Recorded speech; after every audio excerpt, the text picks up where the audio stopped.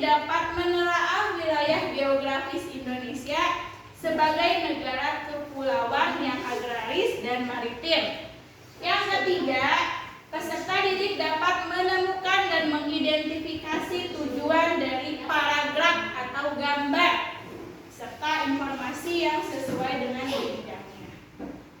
Langsung saja kita ke materi yang pertama, yaitu tentang memahami makna ketuhanan yang Maha Esa.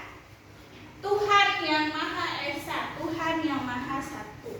Artinya, kita tidak pernah luput dari campur tangan Tuhan.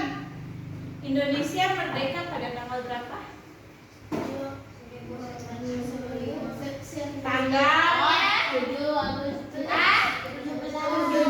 Agustus 1945. Nah, Indonesia merdeka tidak pernah luput dari adanya karunia dari Allah Subhanahu wa Ta'ala.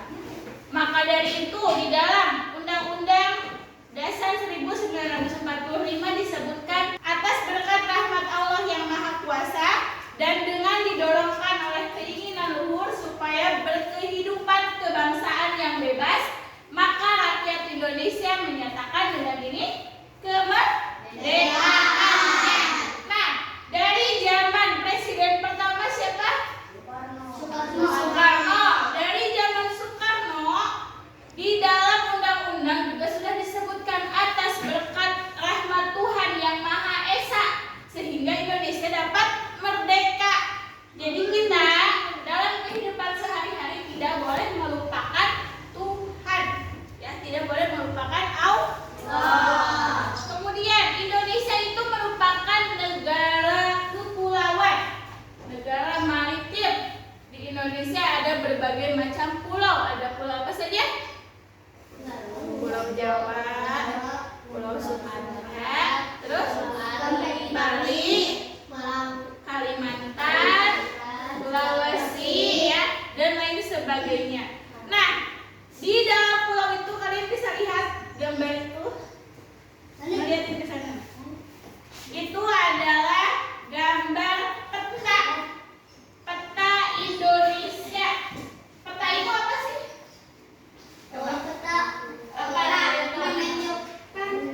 Menunjukkan apa? Menunjukkan negara, menunjukkan jalan, menunjukkan wilayah, ya.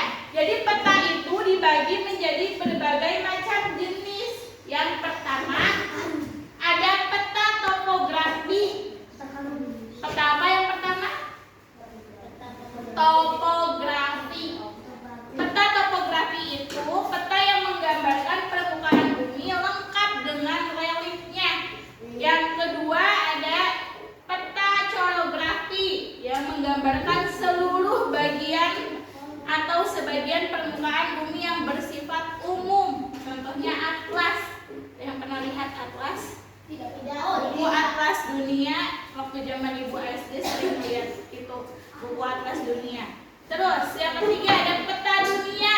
Peta dunia itu skalanya luas. Berarti di dalam peta dunia kalian bisa melihat berbagai macam negara. Misalnya mau melihat wilayah Amerika, ada apa aja di Amerika, atau mau melihat wilayah Arab Saudi. Di Arab Saudi ada apa saja. Ya, terus ada peta tematik yang menggambarkan informasi dengan tema tertentu. Nah, di Indonesia ini, Indonesia itu benua apa sih? Benua Asia. Indonesia itu terdiri dari dua benua, yaitu berada di sebelah tenggara benua Asia. Yang diapit oleh dua benua, yaitu benua apa? Asia dan benua Australia. Diapit oleh dua samudra. Masih ingat samudra apa? Samudra Hindia dan Samudra Pasifik. Kita ulang. Indonesia terdiri dari dua benua. Yang pertama benua Asia dan benua Australia.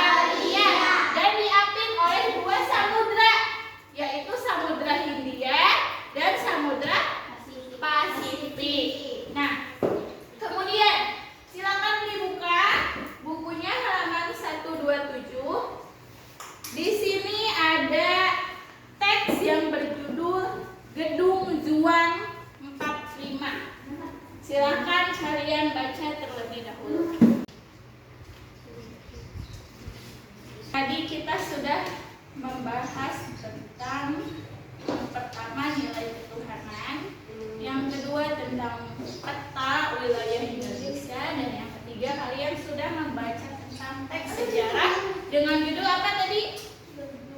Judul 2 Nah, sekarang untuk memperkuat pemahaman kalian tentang apa yang telah dipelajari hari ini, maka silahkan keluarkan bukunya dan jawab pertanyaan. Oke, nomor 1, sebutkan nilai-nilai ketuhanan yang dapat diterapkan dalam kehidupan sehari-hari. Nomor 2, langsung jawabannya ya. Nomor 2, berada di benua apakah Indonesia?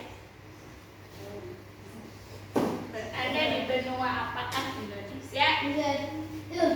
Nomor 3,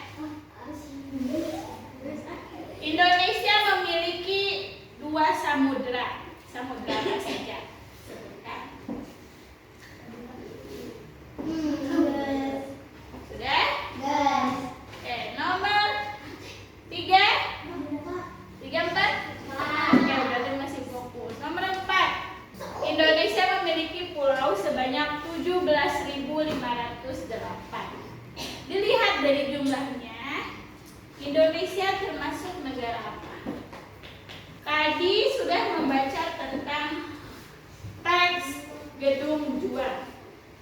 Coba sebutkan, ada ruang apa sajakah yang terdapat di dalam gedung juang 45? Oke, alhamdulillah kita sudah menyelesaikan soal atau evaluasi. Ya, pada bisa semua mengerjakan? Nah, Ibu lihat juga tadi nilainya benar semua. Ya, alhamdulillah berarti kita semua sudah paham tentang materi yang dipelajari hari ini.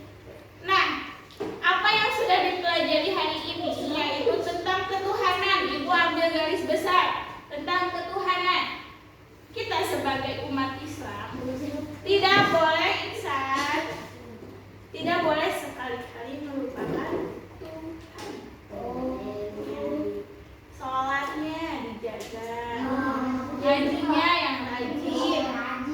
Ngaji, sholat harus ditanamkan sejak kecil, sejak kalian usia sekarang.